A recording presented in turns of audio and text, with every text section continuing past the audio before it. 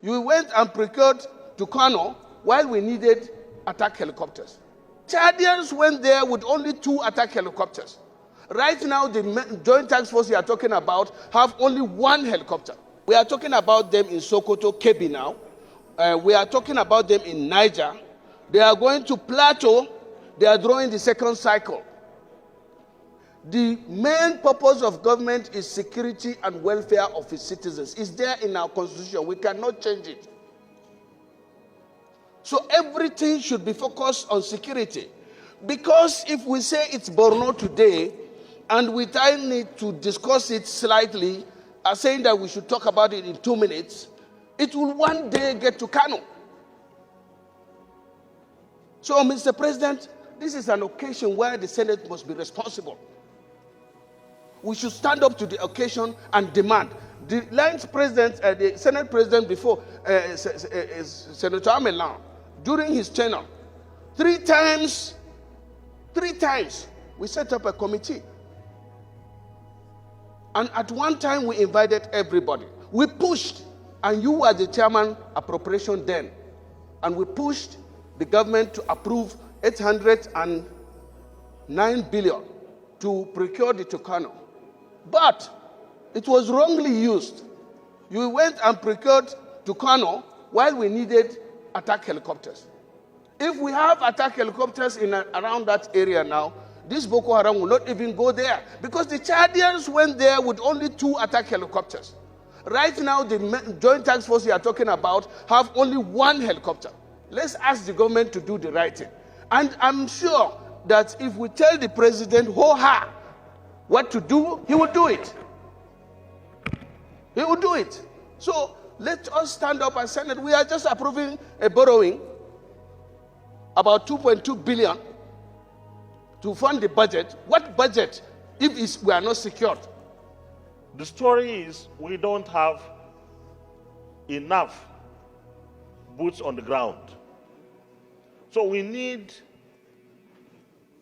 a task force of some sort that the military is able to occupy areas that it could capture, and the police and other security agencies will now be moved in to re-establish civilian authority.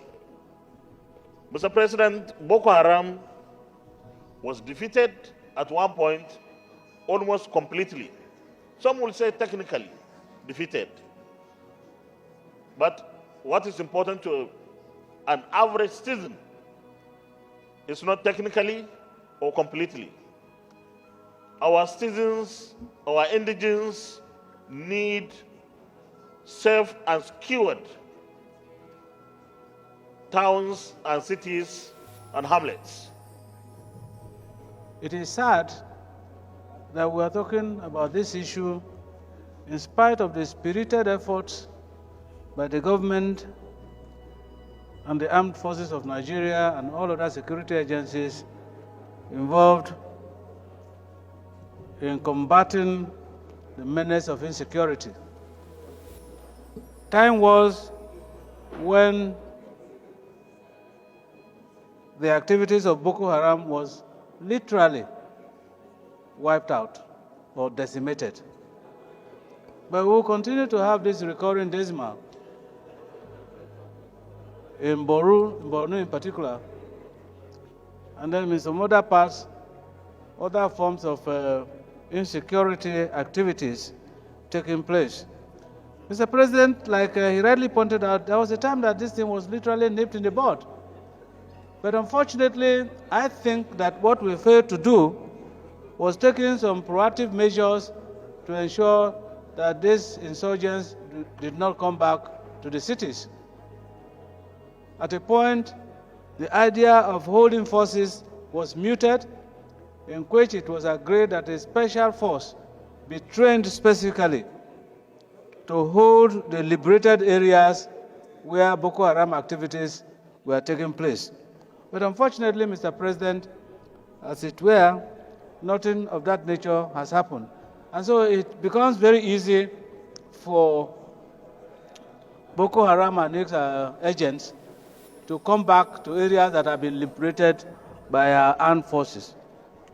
Mr. President, I think it was suggested on the floor of this Senate before that it doesn't solve our problem if we continue to debate and proffer solutions to the problem of insecurity, especially the activities of Boko Haram, if we do not muster the sufficient courage to give a kind of timeline to our armed forces and our security agents to nip these insecurity activities across the country. Mr. President, I think it is not correct, because I know that the Nigerian military and security agencies are professional enough to know when to start a war and when to end a war. I am not sure that those of us who are living witnesses to the Biafran War notice that the Biafran War took this long to nip in the bud. Whether it is asymmetrical or normal war, I think that we must find answers to the solution to the problem of our insecurity. Most of us cannot easily visit and dine with our electorates because our villages are no more safe. Apart from acquiring more weapons, we need more recruit of personnel into our security agencies, because the ratio of our population to security personnel is very low. We must deliberately appropriate more funds for recruitment of our youths into the security forces. When we have that, sir, it will take care of unemployment and will also provide security to our people. Our villages are not safe.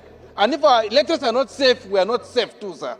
So the havoc caused by these miscreants is very serious. So we need to nip this thing in the bud by urging the military to establish not only a super camp, but let them deploy, despite the fact they are overstretched, let them have a permanent deployment. One fact is very clear. They had a similar attack on the Chadian troops in the Republic of Chad. The president took it upon himself to command the troops of Chadian forces and wipe out these guys. So in so doing, they are now trespassing into the territorial integrity of Nigeria, the territorial borders of Nigeria, where we don't have military deployment. That is their safe haven. So something has to be done immediately by curtailing this ugly terrain. Whatever is happening, according to the CDS, when he was in Benue State, rather is still there, is the fact that whatever is happening in terms of insurgency, so long as Nigeria is concerned, is politically motivated. You guys have to face the fact the way it should be. Just like one of the speakers rightly said, civil war doesn't last this long. It will be very sad that at this point in time, Nigeria is still battling with something that started some couple of years back.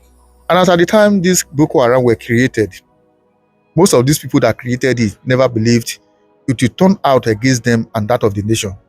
Now, check the speakers, the senators, the three of them that spoke. They were so much dwelling on the insecurity in the northern part of the country. At times, I now begin to wonder what is happening in the north that the southern part of the country is not so experiencing when it comes to insecurity, kidnapping, buying of citizens on a daily basis. In midst of this, where are the senators representing the southern part of the country?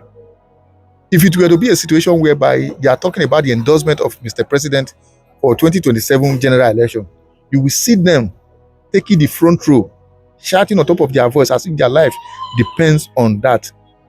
But anything that has to do with the people whose they are representing, you will see them mute as if maybe it's none of their business. I just hope and pray that one day we will tell ourselves the truth. Whether you like it or not, just the way some of them cannot go back to their constituency at the moment, so also some persons in that same constituency are not enjoying whatever is happening. The only saving grace some of you have at the moment are the security men following you and that of your family members. But if you check it properly, you will discover that you are also living at the mercy of those security men. Have it at the back of your mind. Some of those presidents that has been overthrown. They did that so easily simply because their security men sold them out. Until you have a situation whereby some of these persons protecting you, their family members are also touched, then you now begin to know that all this while you were just living by their mercy. By the time those persons now also turn against you, you also know that there's need to have a peaceful Nigeria where everybody can live without security. Everybody, most especially the elite in our society, anytime you want to travel out of this country to a developed nation, you don't go with your security team because they already have those things in place. Until we make our nation like that, have it at the back of your mind. Whatever enjoyment you think you are enjoying today, you are living at the mercy of another human being who is carrying gun, moving around with you. The day devil will use that same person, there you will know that your life and that of your family members are not protected.